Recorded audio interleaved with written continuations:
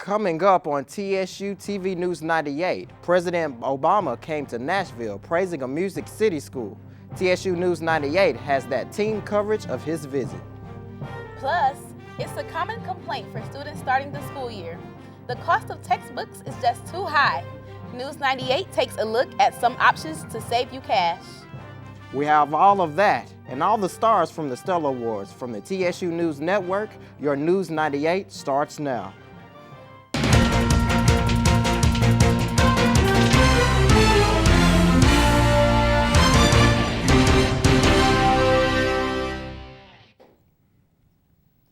Good evening and welcome to TSU TV News 98. I'm Porchia Carter. And I'm Delvakio Brown.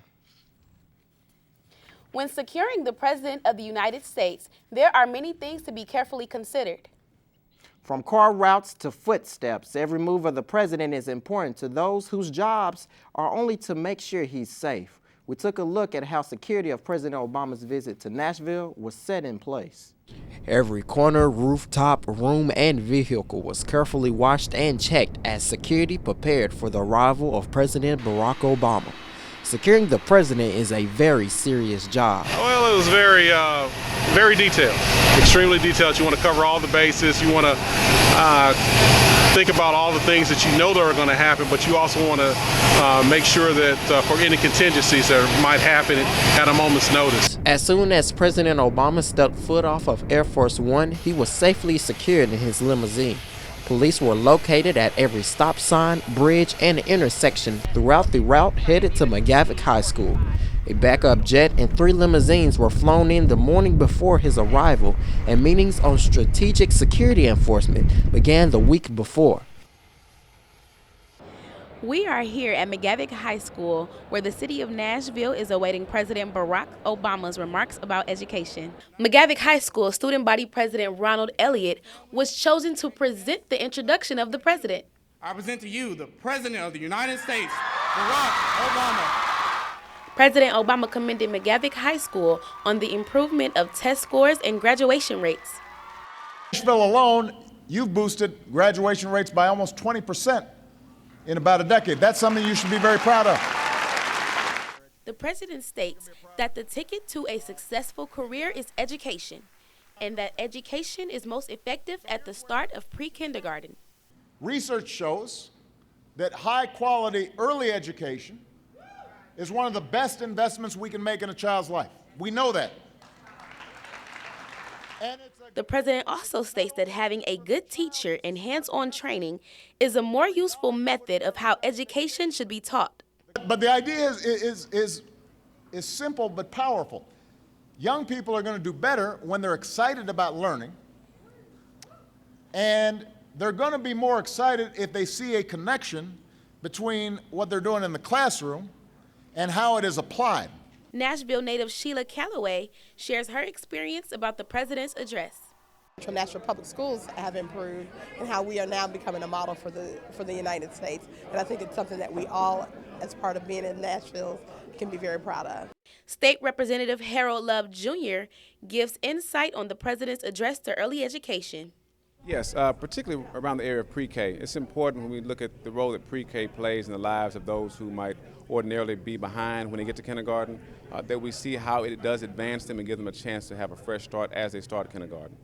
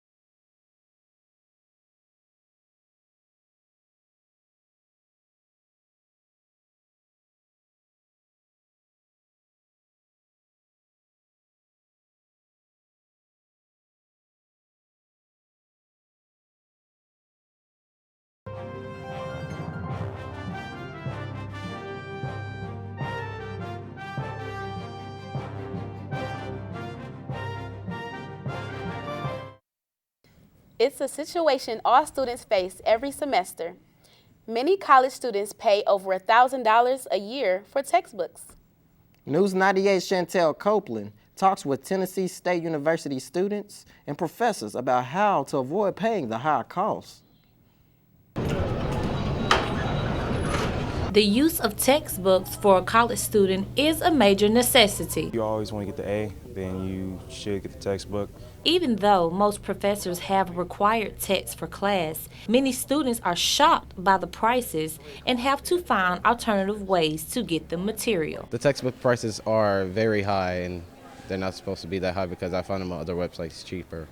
Many TSU students have switched from buying books from the bookstore, like this freshman English book, which cost $100. Students say getting online and using websites such as Amazon, where the same exact book costs as little as 64 cents, helps them save some extra cash. Right now I'm going online and I'm actually being a true shopper. So for me, I don't have every piece of change where I can just supply my books. William Johnson also says paying the cheaper price limits students from all of the materials they may need for class. Ones that are typically super cheap, they do not have the e-access for classes that require it. A few professors save students money by providing resources that are free. Dr. Tyra Laster says the books for his field of teaching weren't specific enough, so he came up with a way to benefit the students' learning and wallets. I decided to put together a packet of articles that the students could obtain. I used to use the copy center on campus, and it might cost the students $8 to $12 to buy the packet. And now with everything online, I can just put the packet in the server. The students have access to it. Lucky for students, growing numbers of faculty are adopting free or lower cost course materials online. For TSU TV 98, I'm Chantell Copeland. According to USA Today, Congress passed a law in 2008 requiring colleges to disclose prices for materials in a timely manner. Students can now better manage costs by comparison shopping and making strategic choices. TSU is recognizing African American History Month with a number of special events on campus. Mr. TSU's very own Michael Johnson hosted a moment in Black history, recognizing the central role of African Americans. Last week, in celebration of Black History Month, this seminar focused on the contributions of African American leaders, such as Dr. Martin Luther King Jr., Walter S. Davis, and the overall importance of African American history at historically Black colleges and universities. Special guests included several TSU administrators, our award-winning TSU forensics team, and Miss TSU's Maya Black. A pop quiz and special awards were given to students at the end of the seminar. TSU students are also traveling to learn more about the heritage for Black History Month. The university chartered a weekend bus trip for several students to visit the Civil Rights Museum in Birmingham. Students go to see firsthand the story of the struggle for equality in the South. The thing that's impacted me the most has to be looking at Dr. King's jail cell and knowing that he wrote 6,500 words on toilet paper. Demand that the federal government not put a cent in this city unless it decides to face the realities of desegregation. And that the sense of not caring that you're hitting children with this and just tearing the skin off, it's tearing the hair off. It was just amazing that kids that young were even trying to just fight for the freedoms that we have today. Students were able to see videos of Dr. Martin Luther King Jr. as well as films of the various marches through the civil rights struggle. TSU is also holding an event for Black History Month on the 26th. Student Activities is presenting the seminar, Colorism is Black Beautiful. That event will be at 6 p.m. in the Campus Center on February 26th.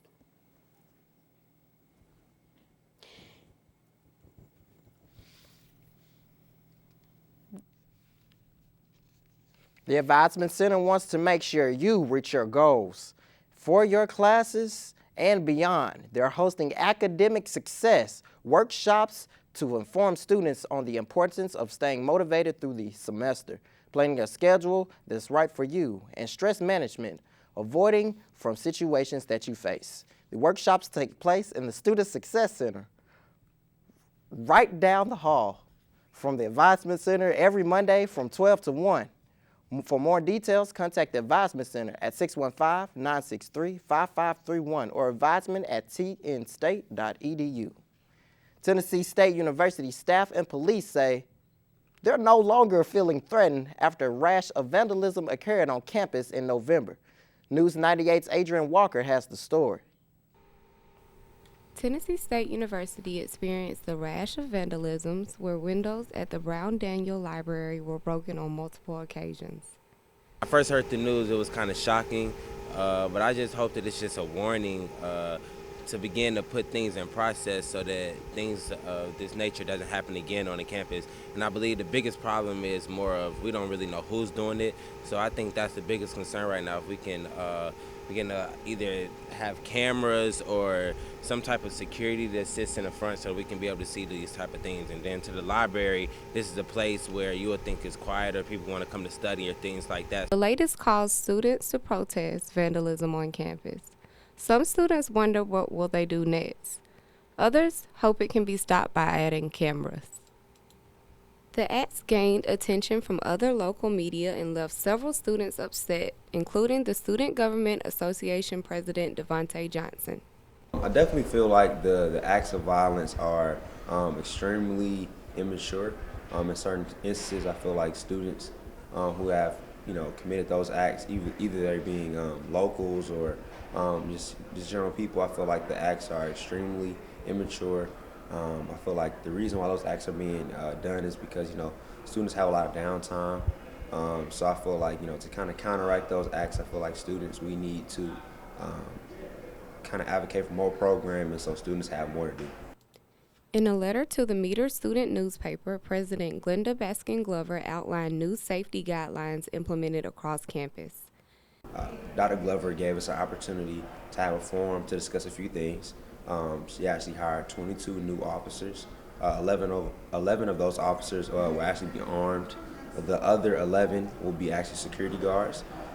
She also mandated that there be increased lighting in pathways. She feels like that's the main reason why a lot of crime and activity happens is because there are a lot of dark pathways, a lot of dark alleys, etc. So they have increased lighting as well as more foot patrol. So there's going to be some officers actually monitoring the campus 24/7. If you're on campus and have an emergency, please contact TSU Police Department at 963-5171 or visit them in the Queen Washington building. For TSU TV News 98, Adrianne Walker. Security officers will work around the clock to make sure campus is safe and sound. TSU's forensics team brought home a win with 18 individual awards and 4th place in the large entry sweepstakes of the Murray State University Ruby Gaither and Alumni Swing Invitational Tournament this weekend. Chantell Copeland, the director of the forensics team, was proud of the win, especially with so many new members. The winners are Michael Thomas and our very own Delvakio Brown and Tyra Laster, Janet Jordan, Barbara Dudley, and Tyler Kenlock. Their next stop is East Tennessee State University for the Tennessee Intercollegiate Forensics Association and Championship. Coming up, hear why TSU has a lot of new hope for the upcoming season on the gridiron. And find out what program is celebrating their 50 years of excellence in the next Tiger Talk.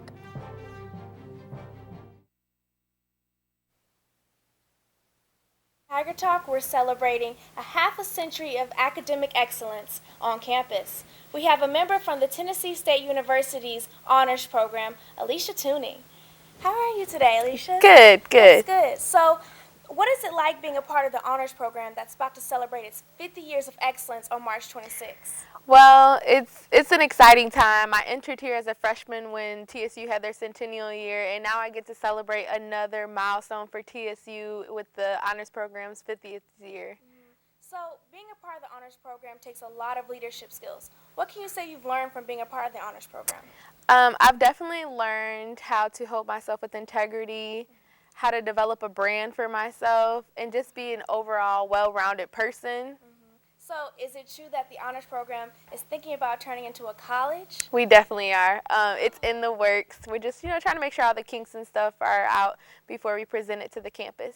So, I hear Soledad O'Brien is going to be the guest speaker for the convocation you guys are all having on March 26th. What is it like having a CNN host, a former CNN host, and also a top journalist as the guest speaker for you all? It's an exciting time to have someone of such prestige and, credentials to come and want to speak to us. So I'm excited to see what she has to say to us. All right, that is exciting. Yeah. Well, thank you so much for being with us today.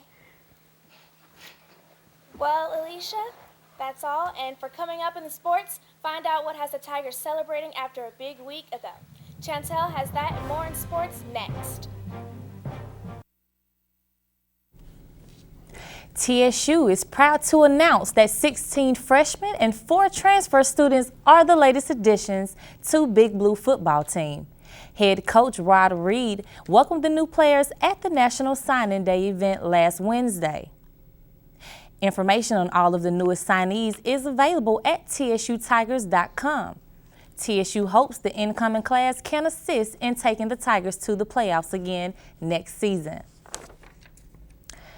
A former TSU great and NFL standout, Claude Humphrey, is being honored by selection to the Pro Football Hall of Fame. Humphrey will be enshrined with the class of 2014 in Canton, along with other greats like Michael Strahan, Walter Jones, and Andre Reed. Humphreys was a 3-time All-American tackle at TSU who became one of the greatest pass rushers in the NFL. After playing for the Tigers, Humphreys was selected in the first round for the Atlanta Falcons in 1968. The 6-time Pro Bowler played for 13 seasons with the Falcons and the Eagles. Tennessee State is honored to announce 2 former Tigers will be competing in the NFL Combine later this month in Indianapolis. From February 22nd to the 25th, A.C. Leonard and Kadeem Edwards will work to improve their draft stock by impressing scouts and coaches in the nationally televised event. Leonard received All-American honors from the Associated Press, although being injured majority of the season. He went out for the NFL draft despite having 1 year of eligibility remaining. As the top offensive lineman for Big Blue, Edwards was named to 4 FCS All-American teams. Leonard and Edwards both were OVC players and earned an at-large berth to the FCS playoffs. The combine is being held at the Coates Lucas Field Stadium. The TSU Lady Tigers are celebrating after a big win at home this week. The ladies scored their 5th straight home win Monday night against Murray State. Despite starting off slow, TSU led by as many as 18 points during the game. Murray State fought hard for a comeback but was unsuccessful in the end, leaving Tennessee State victorious with a final score of 72-65. The Lady Tigers will be back for another game on Saturday, February 15th at Belmont. The match is scheduled for 5 p.m. in the Kirby Event Center. Looks like we got a lot of big things going on in sports. We got to keep supporting them all the way. And those 20 new guys, I hope they can keep up the legacy. I know it, right? Yeah. Coming up, see what Gospel Awards show came to Nashville. And see what love is all about on campus. The 29th Annual Stellar Awards was packed with gospel artists from all over the country. The whole week was filled with concerts, CD releasings, church pop-ups, and legislation celebrations. We got to catch up with many of the gospel artists and more at the award show. News 98's Delvakio Brown has more on the story. From the East Coast to the West Coast, North to South, new gospel artists, up-and-coming legends, you name it, they were here. I just want to say to all of your viewers, get out and celebrate Gospel Music Heritage Month in September. Make 2014 the year that we see Gospel Music Heritage celebrations in the month of September sprouting out. Thank your local gospel artists, your announcers, your television hosts. So for your audience who stuck with you since the beginning, how has music changed your lives from not being where the world could see you to now sharing the gift that God gave you that the whole world can share? Well, it's a wonderful blessing. It does change your life because it holds you accountable to people, and you have a responsibility more than just to yourselves and to your family, but to the world, because you now put yourself on a platform for people to watch you. So, well, it's changed our lives, and we're grateful to God. So many people struggle day to day to just get into a place where it can just be them and God, away from the world. How do you separate yourself from everything that goes around you to get in that special place with God? Well, sometimes it's in my bathroom. A lot of times, in the bathroom, seriously, or in my car. Like a lot of times when I'm like riding, I just talk to the Lord. I turn the radio off. Because to me, it's like the quietest place. Because my roommate, my husband, he's really loud. At the 2014 Stellar Awards here in Nashville, Tennessee, this is TSU News 98. I'm Delvakio Brown.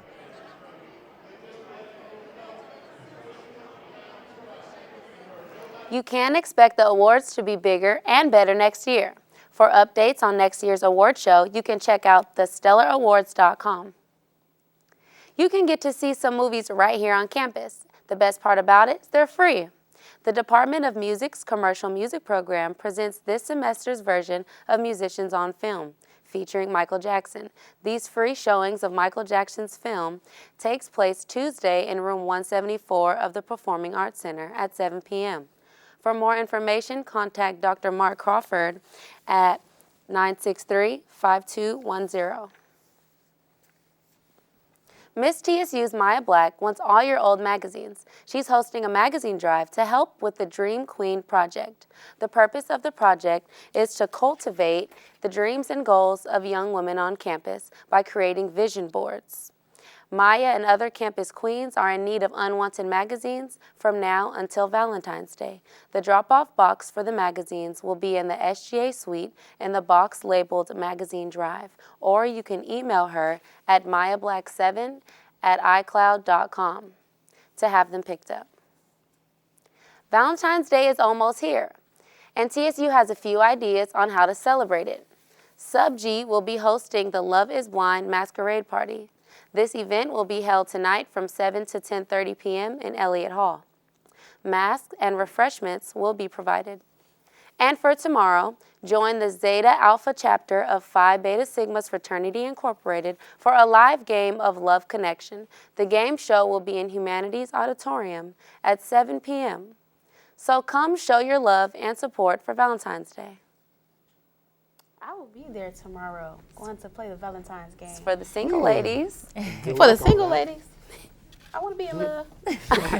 Well, that's all that we have for this edition of TSU News 98. Good night. Join us this time, February 26th, for more news you can use. Good night.